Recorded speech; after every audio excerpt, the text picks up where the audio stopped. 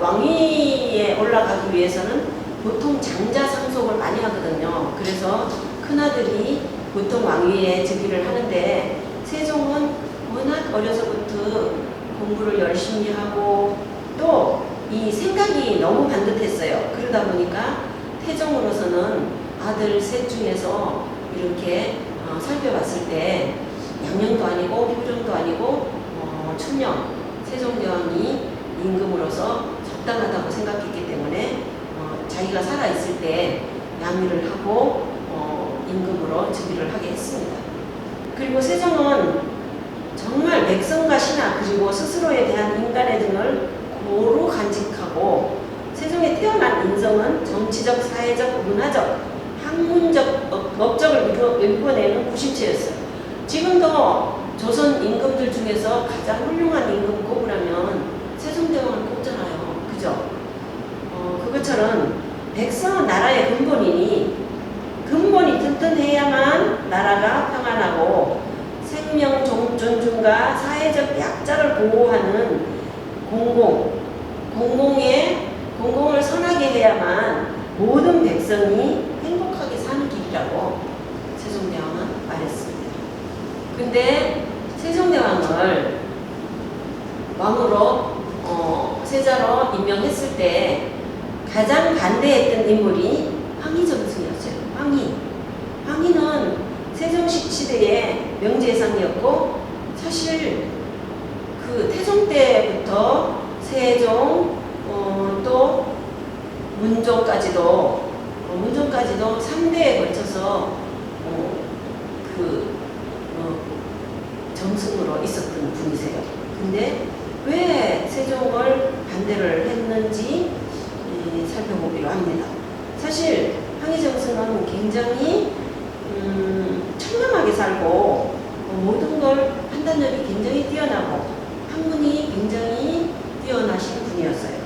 그리고 반대했던 인물이 또 허조였어요. 허조, 맹사성, 유관 등이 있었습니다. 그 황희와 허조, 맹사성, 유관을 뒷장에서 설명하겠습니다. 황희정승은 성균관에 들어가서 그 세자들을 가르치는 그런 선생님 역할을 하기도 했고요. 거기에서 경륜을 많이 쌓아서 영의정까지 오르기도 했는데 정치 경제적 안정을 위해서는 이 황희정승이 기틀을 마련하신 분이에요. 강직한 청백리, 말라깽이 정승, 경암 허조는 사실 허조가 너무너무 청백리, 너무너무 너무너무 청렴해서 재산이 없었어요. 그랬는데 어느 날 밤 이 허조가 명상을 하고 있을 때 도둑놈이 들어와서 물건을 막 훔쳐가는 거예요.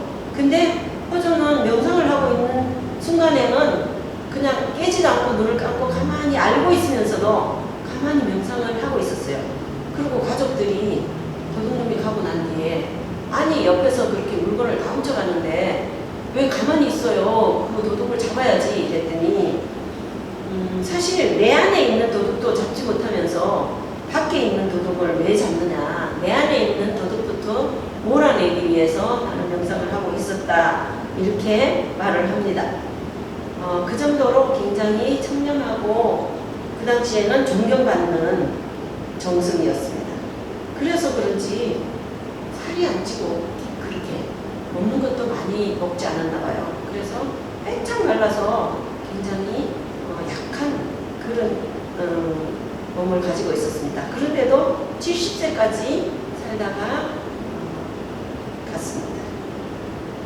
예조판서, 이조판서, 우의정, 자의정까지 지냈습니다. 이분도. 맹사성도 또 유명하죠.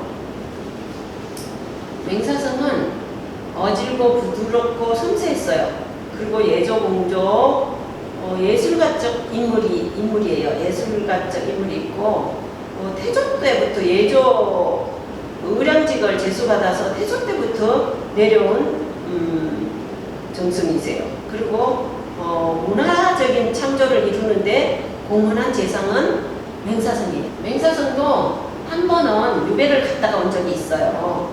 태종에게 보고하지 않고 부마인 그 태종의 사위를 문초했다는 그것 때문에 맹사성을 유배를 갔다가 다시 복직을 했습니다.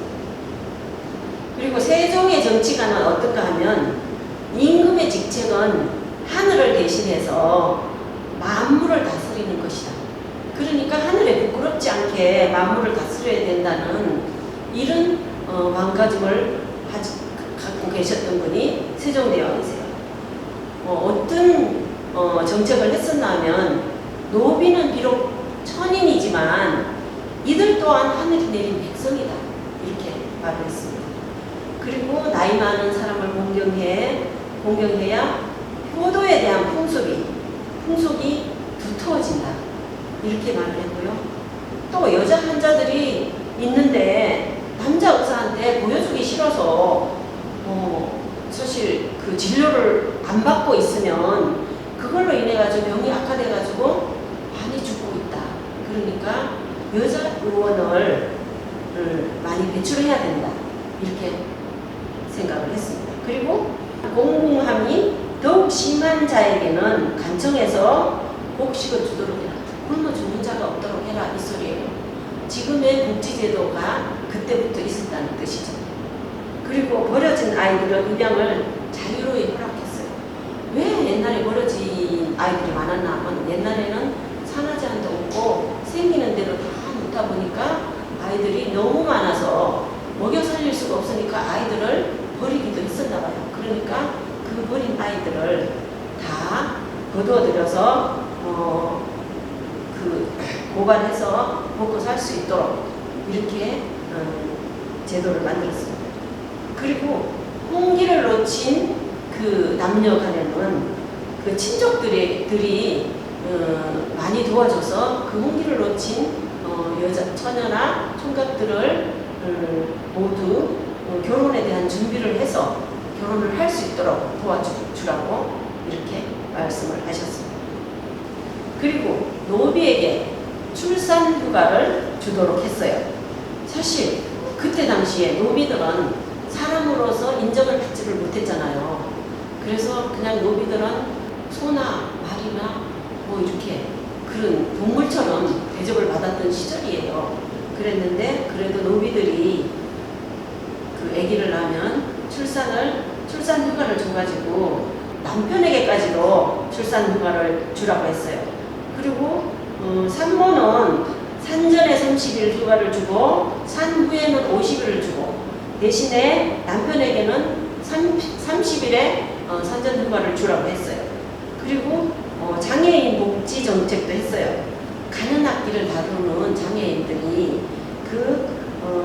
어떤 그 대회에 나가서 잘하는 그 장애인이라면 그 사람들을 시험을 칠 수 있게 하고 그 사람들을 채용할 수 있게 하는 제도를 마련했습니다. 토지에 대한 세금을 어떻게 세종대왕은 토지에 대해서 세금을 어떻게 거두면 좋을 것인가 하고 생각을 했으면서 자기 혼자 생각해가지고 명령을 내린 게 아니라 모든 정부 육조와 각 간서와 서울 안에 전함 각 품감과 각도의 감사 또 수령 및 품감으로부터 모두 가구를 세민에 이르기까지 가구를 물어서 아뢰게 하여라. 세금은 얼마를 거두면 몇 분의 며칠을 거두면 좋을 것인가 하면서 이거를 5개월에 걸쳐서 국민투표를 했어요. 근데 약 9만 명이 찬성을 했고요. 17만 명 중에서 9만 명이 찬성을 했고요. 약 7만 명이 반대를 했지만 그래도 찬성이 더 많았기 때문에 몇 분의 며칠 토지에 국민투표를 의해서 세종은 이거를 결정을 했습니다. 장영실은 원래 그 아비는 본래 원나라 소주 항주 사람이고 어미는 기생이었는데 장영실이 이렇게 뛰어난 기술을 가지고 있다는 것을 소문을 듣고 세종대왕이 국무로 불렀습니다. 기구가 뭐가 있냐면 세종은 농업, 의학, 과학에 대해서도 굉장히 관심을 많이 가지고 기계를 만들기 시작했습니다. 앙부 일부가 있고요. 이거는 해시계고 자격루가 있고 물시계예요. 혼천이 천체 관측기구예요. 그때 당시에도 천체 관측기구를 관심이 있어서 천체 관측기구를 만들었습니다. 천체 관측기구는 별의 움직임, 지구의 움직임, 또 하늘의 모든 우주의 행성이 어떻게 움직이는가를 관측하는 기구였어요. 중국에서 사실 이 혼천이가 있었어요. 근데 혼천이가 중국에서는 조금 정확하지 않고 이러다 보니까 중국에서 이 전영실이 유학을 갔을 때 이거를 보고 와서 다시 만들었는데 우리 것이 굉장히 더 섬세하고 정확한 성능을 가지고 있었습니다.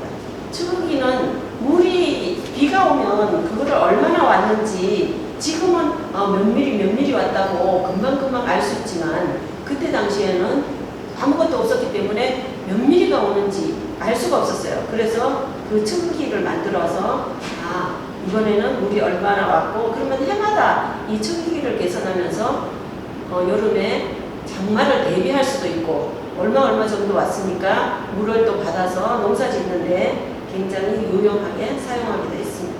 지편전을 새롭게 설치를 했어요. 그 지편전이 학문의 중심기구고 재행연소자 제주 제자거든요. 제주 제자이기 때문에 제주를 행하는 소년들의 농자자이기 때문에 소년들이 기부하는 곳이라고 해가지고 재행연소자라고 했고요. 신하의 왕과 신하의 학술 토론을 할 수 있는 장소가 지편전이었어요.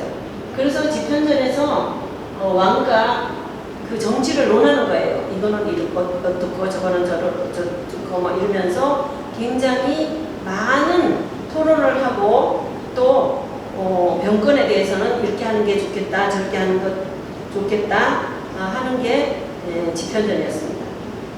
사실 거기에서 서적도 굉장히 많았는데 임진왜란 때 다 없어지고 조금밖에 남아있지 않습니다. 사가독서 제도도 했어요. 문신들을 학문에 연구할 수 있도록 굉장히 배려를 하고 모두가 과거 시험에서 5등 안으로 들어가는 굉장히 재능이 있는 그 학자들로만 모여서 공부를 하는 곳이었어요. 김담이라는 분이 천문학을 세계 3대장으로 만들어서 7.4는 강의, 교표, 앙부 일정, 자격로 등의 천문 관측 기구를 개발하고 지편전 학자 그리고 토지 측정 연구, 세금 제도 개선 등 다양한 분야에서 많은 업적을 남겼어요. 7개의 운행으로 하늘의 뜻을 알고 그 뜻을 이 땅에 실현한다는 의미예요.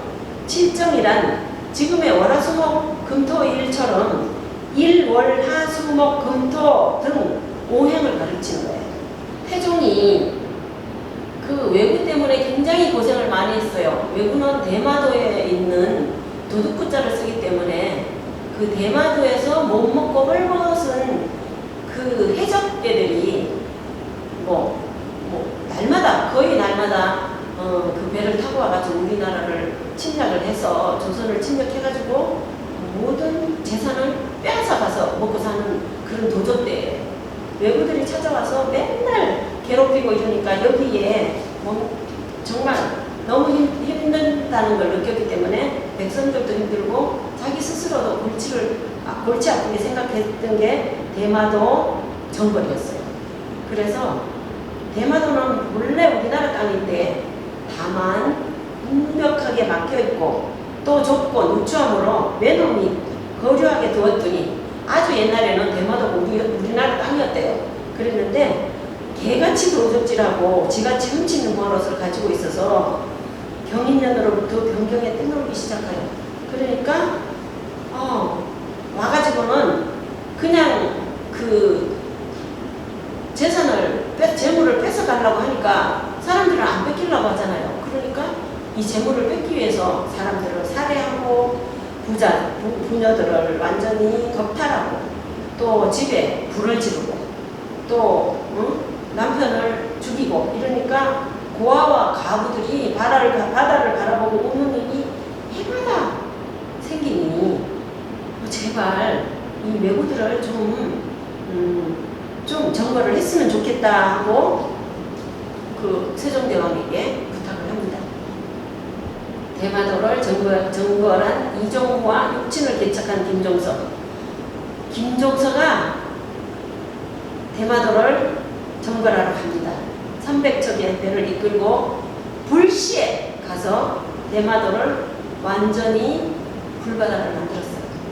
대마도 정벌의 성과가 중국인 포로가 130명 구출했어요. 그 중국인들도 많이 잡아갔다는 소리죠. 그리고 왜구는 21명을 생포를 했고 그 다음에 왜구는 114명을 사살했어요. 그리고 가옥을 1939를 태웠고 그래서 완전히 쑥대밭을 만들어 놓고 나니까 김종서가 대마도 정벌 후 100년 동안은 왜구 침입이 없었대요. 그러니까 성공을 한 거죠. 김종서의 육진 개척으로 인해 두만강과 압록강 이남으로 국계를 확장할 수 있었다. 그 세종 때는 학문에도 굉장히 많은 노력을 했지만 그 우리나라 영토에 대한 확장을 굉장히 신경을 썼어요. 그래서 왜구를 정벌하는 데는 김종서가 했지만 또 압록강과 두만강 지역에 최윤덕과 김종서를 파견하여 김종서가 그때도 갔지만 최윤덕이라는 장군과 김종서가 가가지고 여진족을 몰아내고 군사적인 목적으로 개척한 행정구역이 있었어요. 4군 6진 이렇게 동그라미가 쳐진 곳을 옛날에는 그 원나라에서 그 관리를 하고 있었던 그 땅이었는데 세종시대에 최윤덕과 김종서 장군이 국방을 확장해서 여기와 4군과 6진을 우리나라 그 땅으로 복귀를 시켰습니다. 15세기에 발명된 하양 무기로 수십 개의 하사를 연이어 쏠 수 있는 하차를 만들었어요. 원래 하차가 중국에 있었는데 그거는 너무 조잡하고 작고 이래서 이 무기를 만드는데도 장명실이가 많은 도움이 있었습니다. 근데 세종이 너무 많은 병이 있었어요. 그렇게 애를 쓰고 너무너무 한글 창제하기 위해서도 또 신하들이 그거 하면 안 됩니다. 기득권을 갖고 있는 사람들은 자기 한문을 너무 잘 알기 때문에 백성들까지 글을 알게 되면 요즘으로 말할 것 같으면 너무 알게 되면 기 오른다 이런 말을 하잖아요. 그러니까 너무 알게 하는 것은 좋은 일이 아니다 이러면서 신하들이 그 한글 만들지 말라고 굉장히 극구 반대하는 사람들이 굉장히 많았어요. 그런데도 몰래 백성들이 만약에 한글을 모르면 글을 몰라서 억울하게 당하는 사람도 있고 그렇기 때문에 한글을 만들기 위해서 항상 그 노력을 많이 했어요. 그러다 보니까 질병이 한두 가지가 아니고 너무 많은 질병을 가지고 있었어요. 어떤 병이 있었나 하면 내가 젊어서부터 한쪽 다리가 치우치게 아파서 10여 년에 이르러 조금 나은 것 같았는데 또 등이 부종이 생겨서 아픈 적이 오래다. 아플 때를 당하면 마음대로 돌아놓지도 못하고 그 고통은 참을 수가 없다. 또 소갈증이 있은 지 10서너해나 되었다 하면서 하소연을 합니다. 소갈증이 뭐냐면 지금의 당뇨예요. 당뇨가 있으면 당뇨 때문에 죽지는 않지만 당뇨로 인해서 다른 합병증이 생기면 굉장히 위험합니다. 그래서 이 세종대왕은 당뇨에다가 등허리에 또 종기도 있었고 다리도 아프고 이렇게 성한 데가 한 군데도 없었어요. 또 인지를 알아 오래 정사를 보지 못하다가 가을 겨울에 이르러 조금 나았다. 지난번 강물을 한 뒤에 한쪽 눈이 아파 안막을 가리는 데 이르고 그 눈이 아픈 건 왜 아픈가 하면 그 당뇨가 너무 심하면 눈이 안 보여요. 지금도 그래요. 지금도 병원의 의사가 당뇨가 심하면 눈이 혹시 안 보일 수 있으니까 굉장히 조심하라고 하거든요. 그러니까 오른쪽 눈도 어두워 한 걸음 사이에서도 사람이 있는 것만 알겠으나 누구누군지 모르겠다. 한 가지 병이 겨우 나오면 또 한 가지 병이 생기고 나의 새로움이 너무 심하다. 그런데도 세종대왕은 한글 창제를 위해서 정말 노력을 했어요. 이걸 하루아침에 만든 게 아니고 몇 년에 걸쳐서, 몇십 년에 걸쳐서 했는지 모르겠어요. 왜냐하면 한글 창제를 그 다른 나라의 모든 글자를 갖다가 비교를 해가면서 우리 어떻게 하면 더 쉽게 배우고 더 표현을 잘 할 수 있나 이걸 연구하면서 그 눈도 어두운 그 상태에서 굉장히 노력을 했습니다. 이 한글 창제는 무슨 뜻인가 하면 나라 말씀이 중국과 달라 한자와 서로 통하지 아니하므로 이런 까닭으로 어리석은 백성이 이루고자 하는 바가 있어도 끝내 제 뜻을 능히 펴지 못하는 사람이 많다. 내가 이를 위해 어여삐 여겨 새로 28글자를 만드니 사람마다 하여금 쉬 익혀 날마다 쓰에 편안케 하여라. 현재 사용하지 않는 글자가 모음이 10자고 자음이 18자였어요. 근데 지금 사용하고 있는 거는 14자밖에 없거든요. 근데 왜 4자가 없어졌나 하면 현재 사용하지 않는 4글자가 있어요. 반시옷이고 세모, 반시옷, 옛, 이응, 그리고 여린, 하응, 아래하 이렇게 점원 아래하라고 했어요. 그 쓰이지 않는 4글자지만 사실 그 쓰이지 않는 4글자가 어떻게 발음을 하나 하면 지금 영어를 배우는 상태에서는 굉장히 유용하게 쓰일 수 있는 글자예요. 제브러 같은 경우에는 이 반시옷을 할 것 같으면 에브러 이렇게 할 수 있는 글자였습니다. 그리고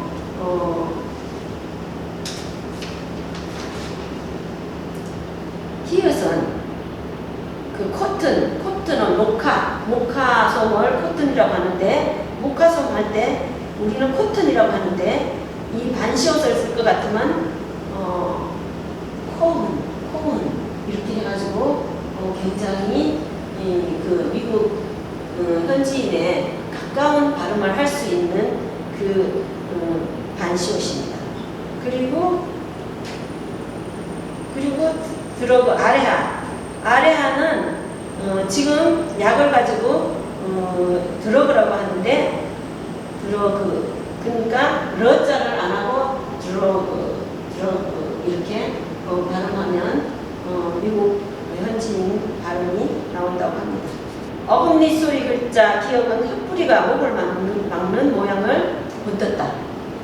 그러니까 세종대왕은 그 혀 모양을 보면서 기억, 니은, 디귿, 니을 그 모음과 자음과 모음을 만들었습니다. 훈민정음으로 한글 창제를 해서 훈민정음으로 기록한 최초 문헌은 용비어천가였어요.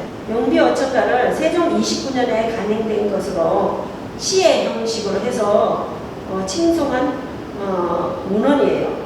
태종의 성덕을 훈민정음으로 그러니까 시의 형식으로 아버지의 태종의 모든 성덕을 시처럼 해서 만들었는 책이에요. 그리고 가장 오래된 한국 가사집 월인 청강지곡이라고 해가지고 세종 31년에 세종이 석가모니의 공덕을 찬양하며 지은 노래책인데 오늘날에 상금만 전해지고 있습니다. 석가모니의 그 어떤 진리 이런 거를 세종은 굉장히 찬양하고 공덕하면서 이 월인 청강지곡을 만들었습니다. 석가모니의 일대기를 담은 금속 할자본도 만들었어요. 석보상절이라고 해가지고 세종 28년에 세종의 명에 따라 수양대군이 어머니 소현왕후 심치의 명복을 위하여 빌기 위하여 쓴 책이에요. 세종대왕이 왜 한글 창제를 했나고 하면 내가 만약 원문으로 상강 행실을 민간에 반포한다면 글자를 모르는 어리석은 백성 백성들이 모두 쉽게 깨달아서 반드시 충신, 연려, 효자 등이 나올 것이다. 그러니까 백성들이 글을 몰라가지고 제대로 배우지를 몰라서 배우지를 않아서 효자, 연려, 충신이 안 나온다 이거죠. 어떻게 책으로 인해서 전해져서 이 모든 그 책으로 전해져서 이렇게 가르치고 배우고 이게 있어야 되는데 배우지 못하니까 글씨를 모르니까 못 배우니까 효자, 연려, 충신이 나오지 않으니까 이 한글을 해서 언문으로 해서 쉽게 해서 그 백성들이 안다면 얼마나 많은 깨달음이 있겠느냐 이렇게 생각하고 한글 창제를 했습니다. 다만 백성들이 문자를 알지 못하여 비록 책을 나누어 주어도 남이 가르쳐 주지 않으면 그 뜻을 알아서 일으킬 수 있겠는가 이러면서 이따위 말이 이치를 안다는 선비의 말이냐 이러면서 그렇게 부정스러운 말을 못하게 했습니다. 그래서 세종대왕은 정말 백성들을 사랑했던 것 같아요.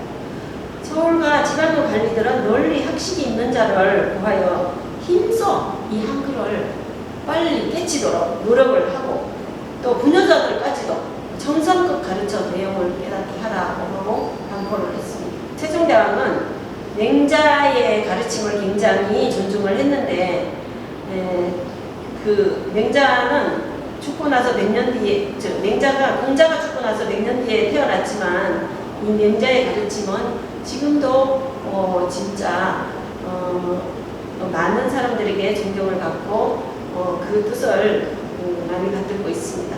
사람은 모두 요순 같은 성인이 될 수 있다고 하는데 정말로 그럴 수 있겠습니까? 그러거든요. 근데 한 가지 그 일화를 얘기를 하자면 용임금이 순임금이 그 자기가 임금으로 있으면서 자기 배를 물려준 임금을 찾는데 아무리 찾아도 욕심하는 사람밖에 없는데 어떤 그 신하가 하는 말이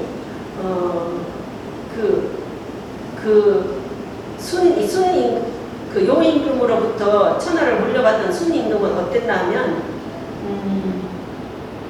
자기 아버지가 그 맹인인데도 그렇게 열심히 그 자기를 굉장히 사랑해줬고 근데 자기 아버지가 그 후처를 얻어가지고 후처 계모가 굉장히 자기를 구박하고 학대하는데도 자기 그 계모 어머니를 그렇게 존경하고 공경했다는 말을 듣고 요임금으로부터 그 요임금으로부터 순임금이 그 임금의 자리를 물려받았대요. 그러니까 요임금은 어떤 사람을 찾나 하면 마음이 어질고 제대로 된 학식보다는 착한 마음을 가진 임금을 찾아서 물려줬다는 일화가 있습니다. 그리고 마지막으로 우리나라의 그 조선의 그 율곡이인은 지금 세종시대는 아니었지만 그 선조시대였는데 그 선조시대의 그 신사임당의 아들이었어요. 근데 율곡이의 말씀이 처음 배우는 사람은 스스로 성인이 될 수 있다고 기억해야 하며 그러니까 자기 자신을 할 수 없다고 생각하지 말고 뭐든지 배울 때 나도 할 수 있다라는 이런 마음가짐을 가져야 하며 절대로 스스로를 깎아내리거나 또 자신이 별 볼 일 없는 존재라는 생각은 조금이라도 가져서는 안 된다 하고 말씀을 하셨습니다. 그러니까 지금 모든 좀 힘들고 어려우면 나는 못해 이렇게 하는 요즘 아이들을 위해서 말씀하신 게 아닌가 싶습니다. 보통의 사람도 그 본성은 성인과 같기 때문이기 때문에 모든 걸 이룰 수 있다는 이런 희망을 주는 말씀입니다. 사람의 타고난 자질은 지혜로운 사람이나 어리석은 사람이나 똑같다. 사람의 심지는 어리석은 것을 지혜롭게 고칠 수도 있고 못난 것을 현명하게 고칠 수도 있다고 율곡 이희 선생님이 말씀하셨습니다. 그러니까 희망은 항상 가지고 꿈을 가지고 자기가 할 수 없는 것도 열심히 하면 이룰 수 있다는 말씀이었습니다. 이것으로서 이번 강의는 끝내겠습니다.